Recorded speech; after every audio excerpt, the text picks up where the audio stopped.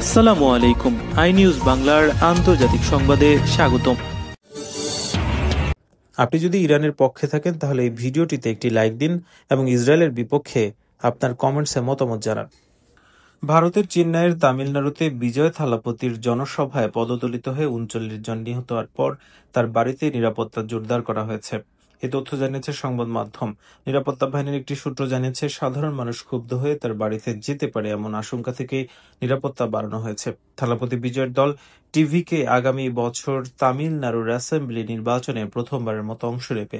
৫১ বছর বয়সী থালাপতি এই নির্বাচনের জন্য প্রস্তুতি নিচ্ছেন। এর অংশ হিসেবে বিভিন্ন জায়গায় যাচ্ছেন তিনি। এর মধ্যে গতকাল তামিলনাড়ুর কৌরে তার জনসভায় এক মর্মান্তিক ঘটনা ঘটে। একটি সূত্র জানিয়েছে, জনসভা শুরুর নির্ধারিত সময়ের ৭ ঘণ্টা পর বিজয় ঘটনাস্থলে যান। তার সমর্থকরা সারাদিন ধরে তার জন্য অপেক্ষা করেন। ফলে অনেকে না খেয়েছিলেন। এমন পরিস্থিতিতে তীব্র গরম এবং পানির তৃষ্ণা থেকে কয়েকজন অজ্ঞান হয়ে পড়ে যান। এরপর পদদলনের ঘটনা ঘটে ধারণা করা হচ্ছে। জনসভাস্থলটি আগে থেকেই লোকে লোকারণ্য ছিল। তিনি যে বাসে করে জনসভায় আসেন সেটির সঙ্গে আরো বহু মানুষ সেখানে। এরপর সেখানে দম বন্ধকর পরিস্থিতির সৃষ্টি হয়। পুলিশ জানিয়েছে, সাধারণ মানুষকে থালাপতি বিজয়ের বাসের কাছে যেতে নিষেধ করা হয়েছিল, কিন্তু তারা তা মানেননি। অনেকে কাছে যাওয়ার চেষ্টা করায় সামনে থাকা মানুষ চাপা পড়ে যান। ইরানের সর্বোচ্চ নেতা আয়াতুল্লাহ আল খামেনি জ্যেষ্ঠ সামরিক উপদেষ্টা মেজর জেনারেল ইয়াহিয়া রাহিম সাফাভি দাবি করেছেন, ইরান ও দখলদার ইসরায়েলের ১২ দিনের যুদ্ধে ইসরায়েলের ১৬ পাইলট নিহত হয়েছে।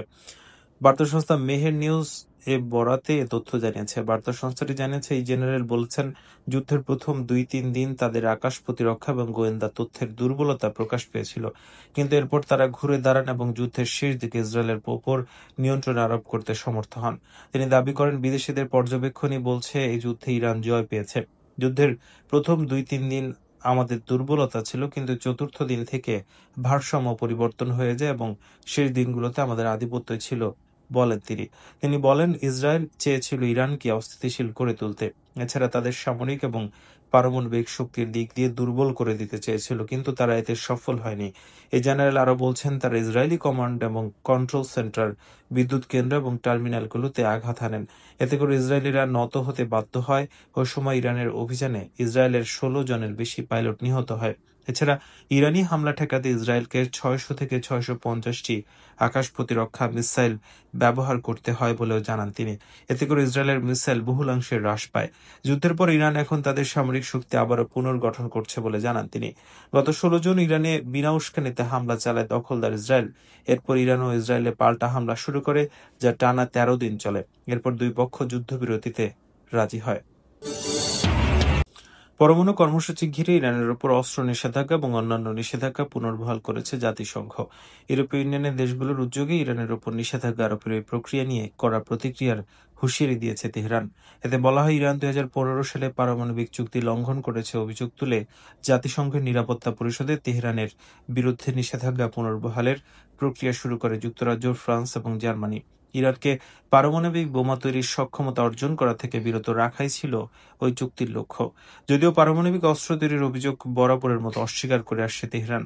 যুক্তরাষ্ট্র, যুক্তরাজ্য, জার্মানি, ফ্রান্স, রাশিয়া এবং চীনের সঙ্গে ইরানের স্বাক্ষরিত এই চুক্তির সমাপ্তি মধ্যপ্রাচ্যে উত্তেজনা আরও বাড়িয়ে তুলতে পারে। যুক্তরাষ্ট্র এবং ইসরায়েল ইরানের পরমাণু স্থাপনায় বোমা হামলা চালানোর পর ওই অঞ্চলে ইতোমধ্যে ব্যাপক উত্তেজনা বিরাজ করছে। জাতিসংঘের নিরাপত্তা পরিষদ ২০০৬ থেকে ২০১০ সালের মধ্যে গৃহীত বিভিন্ন প্রস্তাবের মাধ্যমে ইরানের উপর আরোপিত সব নিষেধাজ্ঞা শনিবার ইউরোপের স্থানীয় সময় রাত ৮টার দিকে পুনর্বহাল করে।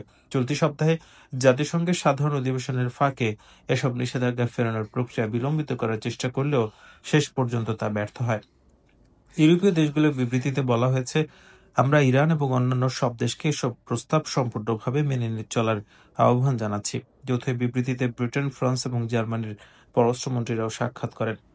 এদিকে রোববার এক বিবৃতিতে ইউরোপীয় ইউনিয়নের পররাষ্ট্রনীতি বিষয়ক প্রধান কায়া কালাস বলছেন, জাতিসংঘ এবং ইউর পূর্বে প্রত্যাহার করা সব ধরনের পরমাণু সংশ্লিষ্ট নিষেধাজ্ঞা অবিলম্বে পুনর্বহাল করার পদক্ষেপ নেবে ইইউ ব্লক। তিনি বলেন, ইরানের পরমাণু ইস্যুর টেকসই সমাধান কেবল আলোচনা এবং কূটনীতির মাধ্যমেই সম্ভব। নিষেধাজ্ঞা পুনর্বহালের বিরুদ্ধে সতর্ক করে দিয়ে ইরান বলছে, নিষেধাজ্ঞা পুনর্বহাল করা হলে এর কড়া প্রতিক্রিয়া জানাবে তেহরান।